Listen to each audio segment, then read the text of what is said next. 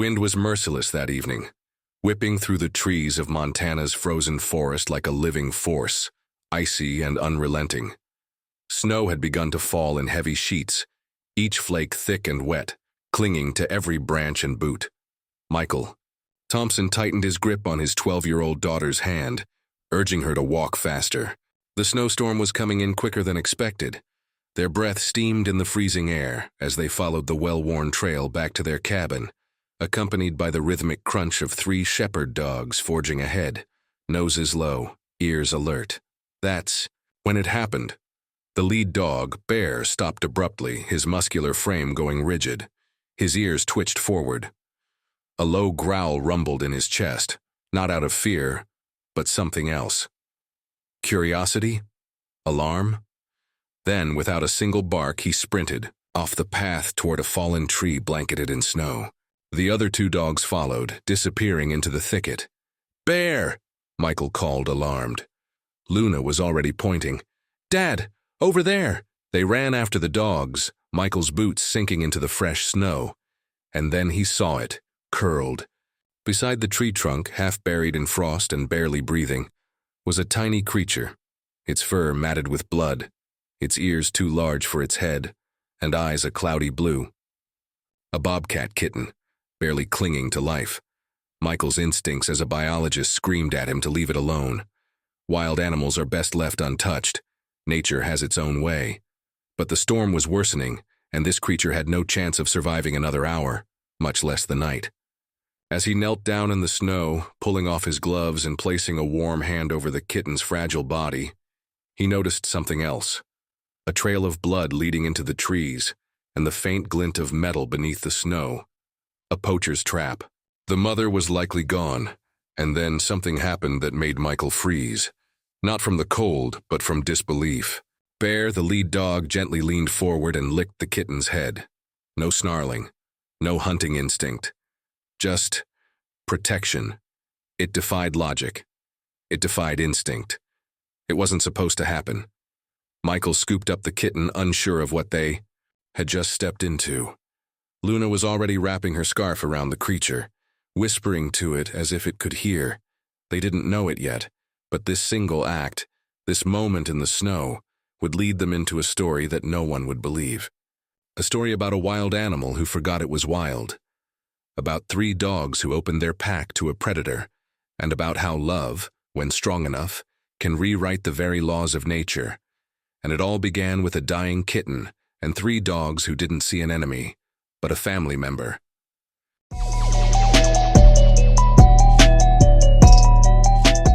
Scout should not have survived the night. Back at the cabin, Michael and Luna hurried through the door, bringing a flurry of snow behind them.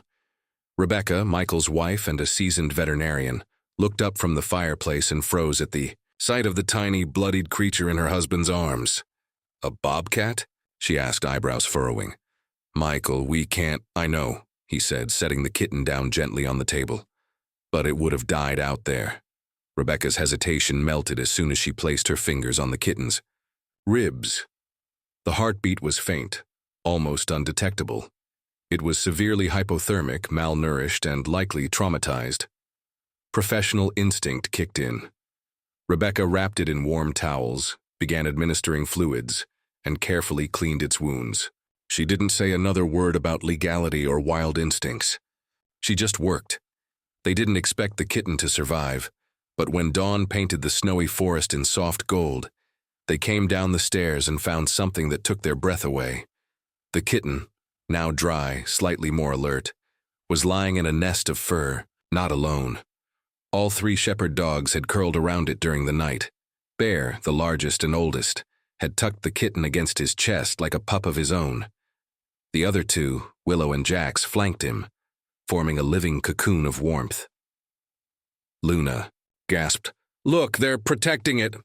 The wild animal hadn't just survived, it had been adopted. From that moment, something began to change.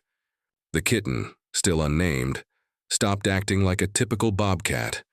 Instead of hissing or hiding, it watched the dogs, studied them, and slowly, almost imperceptibly at first, it began to mimic them. It didn't move like a cat. It moved like a dog. Luna named it Scout. Because, she said, he's learning everything from them. He's scouting how to survive. The days that followed were unlike anything the Thompsons had ever seen. Scout followed Bear with single-minded focus, mirroring his gait. When Bear sat near the fireplace in his usual guard position, Scout climbed, up beside him, adopting the same pose. It was more than imitation. It was devotion. At feeding time, Scout ignored the corner dish set aside for him and instead pushed his way between the dogs, eating side by side. When Luna called the dogs by name, Scout came too, hesitantly at first, then with more confidence. He began to play with Jax, the youngest dog, in games of chase and tug-of-war. Once, Scout grabbed a toy in his mouth and let out a strange noise, half bark, half hiss, that made the whole family laugh. "He's trying to bark," Luna whispered, eyes wide. Michael, ever the scientist, began documenting Scout's behavior. He'd seen animal imprinting in birds and mammals before, but never like this. "It's as if he's forming identity around them," he said, flipping through his notebook. He doesn't see himself as separate. The snowstorm that had sealed the roads turned into the worst blizzard Montana had seen in decades. No power lines, no wildlife rangers. The Thompsons were isolated, their cabin a warm bubble in a frozen world. Inside that bubble, a wild bobcat was becoming something else entirely. By the end of the second week, Scout no longer flinched at loud noises. He came when called. He let Luna pick him up and carry him. He even began patrolling the edges of the property alongside Bear, stopping when the older dog stopped, ears twitching in sync. Michael stood at the window one morning watching Scout, balance on a fence post, scanning the horizon with the same sharp focus as Bear. "He's learning discipline," Michael said. "Structure. This isn't just imitation anymore. It's belonging." And then, as if to confirm it, something astonishing happened. Late one evening, a coyote howled in the distance. The dogs perked up. Bear growled low in his throat. Scout, from the hearthrug where he'd been napping, stood, arched his back, and then walked calmly to Bear's side. Shoulder to shoulder, he was ready to defend the pack. Even Rebecca, the most skeptical of the family, was beginning to soften. She'd caught herself referring to Scout as him instead of it, as if her subconscious had already accepted the truth. Scout was no longer just a rescued wild animal. He was part of something. A strange hybrid of instinct and imprinting, wilderness and warmth. And yet there were moments, just moments, when Scout would disappear. He'd vanish into the trees at the edge of the farm for an hour or two. Always returning, always without a sound. Michael suspected those were the times when Scout's natural bobcat instincts came calling. The need to climb, to stalk, to remember who he was, or who he used to be. One snowy morning, as Luna fed the dogs and Scout his breakfast, she looked up and asked, "Dad, if Scout thinks he's a dog, does that mean he'll stay with us forever?" Michael hesitated, because even as they watched this miracle unfold, this unlikely bond between predator and protector, he knew the world outside wasn't as forgiving. There were laws, expectations, and nature, as wondrous as it is, often comes with sharp edges, but none of that mattered yet.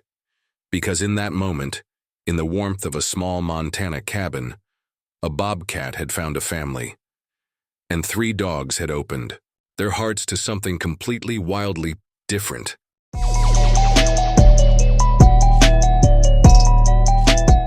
The snow finally stopped after nearly 3 weeks. When the roads were cleared enough for travel, news spread quickly about the blizzard, the downed power lines, and the unexpected story unfolding in the Thompson family's cabin. It didn't take long for someone to notice Luna's social media videos. She had been documenting Scout's progress in small, innocent clips, Scout playing with Jax in the snow, Scout climbing trees and leaping like a wildcat, then coming back when Bear barked once. The videos were mesmerizing, raw, surreal, and oddly heartwarming. They went viral within days. Thousands of people watched, commented, and shared. The wild bobcat who thought he was a dog. But the internet's attention came with a cost. 1 week later, a forest green government vehicle pulled into the Thompson driveway. Michael watched through the kitchen window, dread sinking into his chest. He recognized the emblem. Wildlife Conservation Department. Rebecca set down her mug, eyes narrowing. Luna stood frozen. Ranger Martinez stepped out of the truck. He was polite, professional, and very firm. "Mr. Thompson," he said, shaking hands with Michael. "We've received reports about a bobcat being kept here." Michael nodded, choosing his words carefully. "Yes, that's true. We didn't intend to keep him. He was injured. We rescued him during the storm. My wife's a vet." Martinez's face didn't change. "That may be. But in Montana, it's illegal to harbor a wild animal without the appropriate permit." Scout, sensing tension, walked to the doorway where the dog sat. He stared at Martinez for a moment, then slowly came to sit beside Bear, shoulders back, tail curled over his paws. The ranger blinked. "He comes when called?" Martinez asked. "Every time," Luna said quietly. Over the next hour, Martinez watched Scout. He didn't growl. He didn't hide. He sat among the dogs, responded to commands, and even followed Luna around the yard as if he were tethered by invisible string. "This is not normal," Martinez admitted. Michael submitted a formal application for a special wildlife keeping permit that same week. While waiting, they kept Scout within the property, documenting every behavior. He had grown larger, his legs more muscular, his coat thick and full of wild pattern, but his mind seemed set. He was still one of the dogs. They waited. 2 months passed. Then the letter came. Application denied. Luna read it aloud in the kitchen, her voice trembling. Scout must be surrendered for relocation and reintroduction to natural habitat. The rest blurred. Rebecca stood in silence. Michael sank into a chair, burying his face in his hands. And Luna, sweet, bright-eyed Luna, ran to her room and slammed the door. Scout followed her, waiting outside her door all night. The next morning, Luna posted a video. Through tears, she explained who Scout was, what he had become. She showed clips of him curled beside the dogs, patrolling the fields, playing in the snow. She begged for help, not to keep a pet, but to keep a family whole. The video went viral. Millions watched. Comments flooded in. Biologists, animal lovers, parents, children. And this time, the authorities listened. The Wildlife Conservation Department agreed to send a small team to assess the situation. It was a rare move, spurred by public pressure, but they needed to be sure. A month later, the team arrived. The director herself came, along with a zoologist and Ranger Martinez. They spent a full day observing Scout, how he moved, how he interacted with the dogs and humans, how he responded to signals, sounds, commands. "He patrols like a shepherd dog," the zoologist whispered, watching Scout circle the perimeter. The eye. Director nodded slowly. "He's clearly imprinted. This is not a typical bobcat," Michael hoped. Luna barely breathed. But at the end of the visit, the words came. "He's a wild animal," the director said gently. "He was born to the wild. That's where he must return." "But," Luna began, her voice cracking. "No exceptions," she added, her tone heavier than before. "If we allow this, where do we draw the line?" Even though the zoologist agreed Scout wouldn't survive a full wild reintroduction, the department was bound by law. So they offered a compromise. Scout would be released in a wilderness area, roughly 100 miles away, but close enough to his familiar environment. He would wear a GPS collar. If he adapted, he could live free. If not, they'd consider other options. It wasn't what anyone wanted, but it was all they had. The night before the separation, the house was eerily quiet.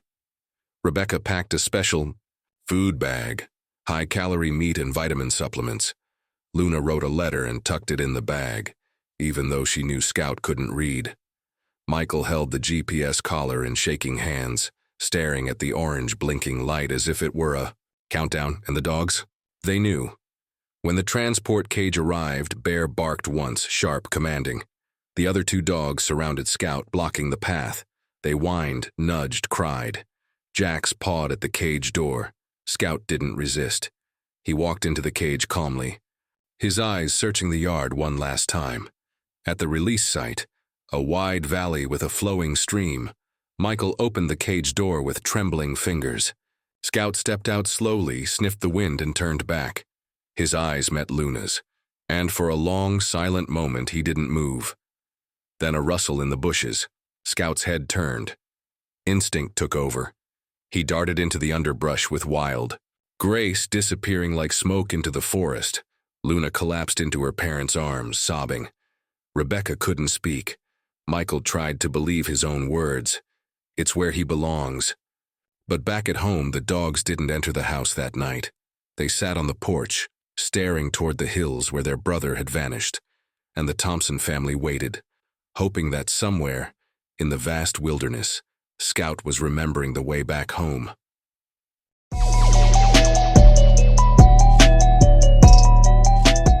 Scout was gone. For the first time in months, the Thompson house felt hollow. Every morning, Luna still opened the kitchen door, hoping to see a flash of spotted fur racing up the hill. Every night, the porch light stayed on, just in case. But the yard remained empty, and the snow, so often disturbed by paw prints, lay untouched. The GPS tracker was their only window into Scout's world. At first, the signs were encouraging. The small blinking dot showed movement, slow, cautious, but steady. Scout was alive. He had found shelter beneath a rocky ledge on the first night. He explored a shallow creek the next morning, and by the second day, he had crossed into new territory. Michael and Luna tracked his movements hour by hour. They printed maps, drew lines, measured distances. But it wasn't random. That was what startled Michael the most. "It's not just wandering," he whispered to Rebecca, pointing to the trail on the screen. "It's heading this way." Rebecca leaned over the map. "You think he's trying to come home?" Michael didn't answer, not yet. But his heart was already racing with something between dread and impossible hope. By the fifth day, Scout had covered nearly 30 miles. Most bobcats, even in ideal conditions, wouldn't travel that far that fast, especially not across unfamiliar terrain. But Scout wasn't just a bobcat, he was something else, something between, and he was moving with purpose. On the sixth day, the GPS dot stopped. It hovered near a wide river swollen from spring melt. The current was strong, the bank slippery. Most wildcats avoid water at all costs, but Scout had been raised by dogs who chased sticks into lakes and streams without hesitation. Hours passed. The dot didn't move. Luna stared at the screen for almost 4 hours straight, refusing food, refusing sleep. And then, just after sunset, it moved again. He had crossed. He swam, Michael said in disbelief. He actually swam. The seventh day brought another test. A highway. Not a small country road, but a busy 2-lane stretch where trucks thundered by at 60 miles per hour. The GPS signal showed Scout waiting in the bushes for 3 long hours. Then, in the briefest lull between traffic, he darted across. Each hurdle, each challenge, each mile made the same truth louder. Scout was not wandering. He was coming back. By day 10, even Rebecca, always the realist, couldn't deny it. "This isn't instinct," she murmured, tracing his path on the map. "This is memory, determination." At home, the dogs remained in mourning. They barely ate, they didn't play. Every afternoon, they climbed to the highest hill on the property and sat, silent, unmoving, watching the far horizon. Luna started sitting with them. She brought food, whispered stories, held their heads in her lap. But their eyes never wavered. They were waiting. On the 12th night, it happened. The GPS signal vanished. Michael tried to stay calm. Maybe the collar battery died. Maybe Scout was under a rock outcrop. Maybe. But the final signal had come from just 40 miles from the farm. That night, none of them slept. Michael and Luna drove to the last known location at dawn, calling Scout's name through the trees, checking every thicket, every burrow, every hollow log. Nothing. All they found was a torn piece of the GPS collar, snagged on a low-hanging branch. Michael, crouched beside it, fingers tightening around the broken strap. "He got stuck," he said softly. "He must have struggled and slipped free." "But did he keep going?" Luna asked, tears on her cheeks. "Or did something happen?" They returned home empty-handed. The next 3 days were endless. Luna barely left her room. The dog stopped going to the hill. Rebecca called every vet, every ranger station within 100 miles. Michael studied terrain models, old bobcat migration reports, and weather patterns. Anything that might help him guess where Scout would go next. He calculated. If Scout had kept his pace and direction, he might reach the farm in 2 to 3 more days. If he was alive. If he wasn't injured. If he could find food and avoid predators. So many ifs. On the 3rd night without signal, just as they sat down to dinner, trying for Luna's sake to pretend life was normal, the 3 dogs suddenly sprang to their feet. Bear let out a sharp, electrifying bark. Willow whined. Jax bolted to the door, tail whipping like a storm. Michael's fork hit the floor. He rushed to the window. There, at the edge of the yard, bathed in moonlight, was Scout, thin, dirty, collarless, but alive. He stood frozen for a second, unsure, until Bear barked again, deep and familiar. That was all it took. Scout charged forward, not with the cautious grace of a wildcat, but with the wild joy of a dog coming home. The dogs met him halfway. They crashed into each other in a blur of fur and noise and yelps and purrs. They rolled. In the grass, sniffed, licked, barked, and meowed. A reunion no one could have imagined, but none could look away from. Luna was already outside, sobbing as she dropped to her knees beside them. "You came back," she whispered, pressing her face into Scout's neck. "You found us." Michael stood beside Rebecca, tears in his eyes, watching their daughter embrace the impossible. Later that night, after Scout had eaten, curled up beside his brothers and fallen into a deep, twitching sleep, Michael opened his notebook. He wrote one sentence. He didn't return to a place. He returned to his family.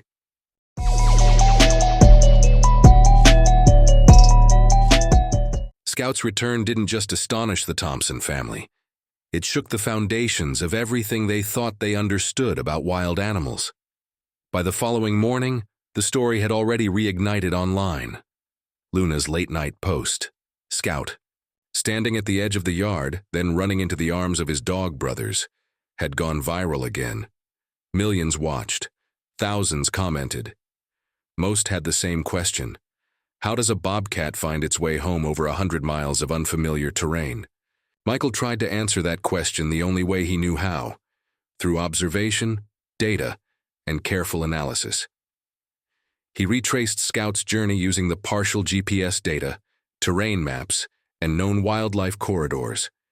He estimated that Scout had crossed at least 2 major rivers, 1 busy highway, multiple human settlements, and even territories of other bobcats, all in 16 days. "He's just reaching maturity," Michael whispered, as he and Rebecca watched Scout sleep beside Bear on the living room rug. "He should still be learning to hunt. He should be afraid of humans. He should be avoiding dogs, not curling up with them."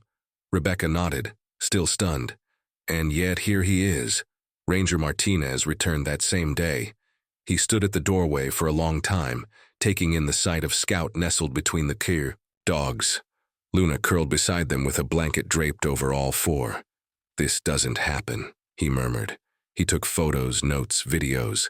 He asked Rebecca about Scout's health. He asked Michael about behavior patterns. He even asked Luna how she called Scout when he was out of sight. "It's not just instinct," Martinez finally said. "It's memory, recognition, emotional attachment."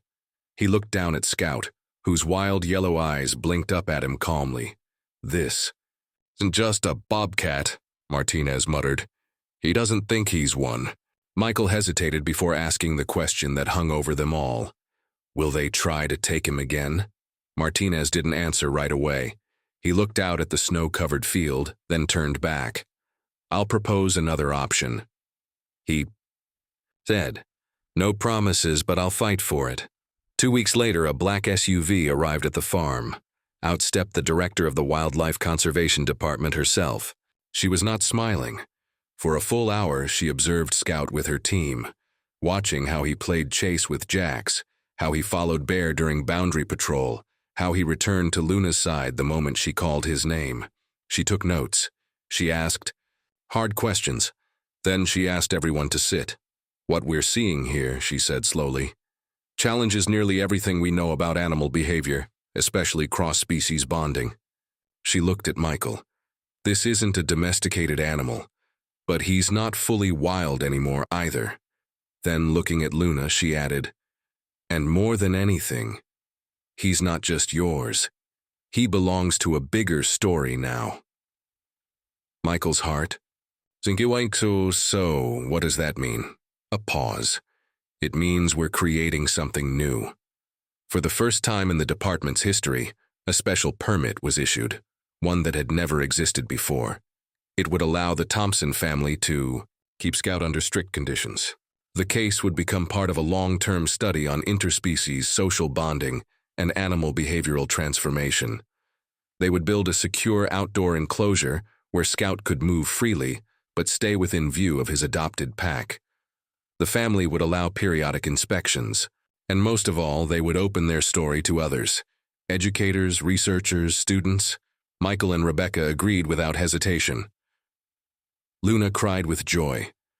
Construction on the enclosure began immediately. It was vast, complete with climbing, platforms, tree trunks, hiding spots, and lookout rocks. At the highest point, Scout liked to perch on a smooth boulder, overlooking the yard like a sentinel. Just like Bear, people started coming. At first, it was only researchers, zoologists, ethologists, behaviorists, but soon local schools reached out, families visited. A steady stream of visitors came to learn about Scout, the bobcat who thought he was a dog, and the dogs who made him believe he belonged. Michael published a paper titled Interspecies Imprinting and Behavioral Reprogramming, The Case of Scout. Rebecca was invited to speak at veterinary conferences, and Luna, who was now 14, made a decision. "I'm going to be a zoologist," she told her parents one night as they sat watching Scout leap between tree stumps. "I want to understand how this happened, how love can change instinct." Michael looked at his daughter, her eyes bright, her spirit unshakable, and saw not just a future scientist, but the heart of the story itself. Without her love, her insistence, none of this would have happened. Scout continued to grow. He was lean and muscular, his coat sleek with rich patterns of black and brown. His ears twitched at every sound. His reflexes remained sharp, his climbing unmatched. But every evening, like clockwork, he curled up beside Bear, now older and slower, nuzzling his side before sleep. One afternoon, Luna stood in the enclosure, brushing leaves off Scout's favorite perch. The wind carried the scent of pine and the distant sound of other animals. Scout was watching the tree line, alert, poised, still a bobcat. And then he turned, padded over to Luna, and bumped her gently with his head. He wasn't wild, he wasn't tame, he was home.